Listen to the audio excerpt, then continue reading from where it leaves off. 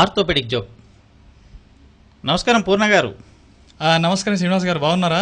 బాగున్నా సార్. ఏంటి అసలు మొత్తం కనిపించకుండా వెళ్ళిపోయారు? ఈ మధ్య కాలంలో నేను అమెరికా వెళ్ళి ఆర్థోపెడిక్ సర్జరీ చేశానులేండి. ఏంటి, అమెరికాలో ఆర్థోపెడికా? అరే నేను కూడా అదే చదివానే, జపాన్లో చదివాను నేను. మీరు జపాన్లో చదివారా? అవునండి, చాలా బాగుంది. Thank you sir. అమెరికాలో ఎన్నేళ్ళు చదివారు మీరు? నేను ఆర్థోపెడిక్ సర్జన్ అది 3 సంవత్సరాలు చదివానండి నేను. అచ్చా, మీరు ఎన్ని సంవత్సరాలు చదవండి?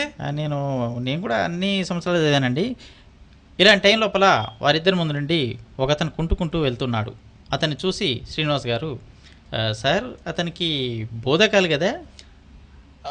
వాళ్ళకని చూస్తుంటే అది నాకు పోలియోలో అనిపిస్తుంది. ఇది పోలియో అండి, బోధకాలు కదండి. లేదు సార్, అతని ఆ లక్షణాలు చూస్తుంటే నాకు ఖచ్చితంగా బోధకాలు లాగానే కనిపిస్తుంది. లేదండి, మీరు జపాన్లో ఏం చదువుకున్నారో నాకు తెలియదు, కానీ అది మాత్రం ఖచ్చితంగా పోలియో అవుతుందండి.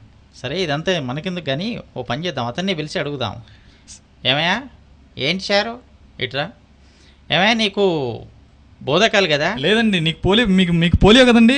మీకు బోధకాలు కదా? లేదండి సార్, తప్పు చెప్తున్నా, మీకు పోలియో కదా. ఆగండి సారు, పరిశాన్ చేయకండి. సార్ మీ పేరేంటిది? నా పేరు పూర్ణచంద్ర అండి, నేను పెద్ద ఆర్థోపెడిక్ సర్జన్, అమెరికాలో చేశాను నేను. సార్ మీ పేరు? నా పేరు బొమ్మ శ్రీనివాసు, నేను కూడా జపాన్లో ఆర్థోపెడిక్ చేశాను.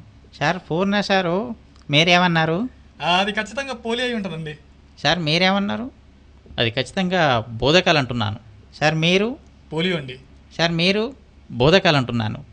నీ అబ్బా చెప్పు దిగి నిన్నెడతా అంటే మధ్యలో మీ గొడవైందే.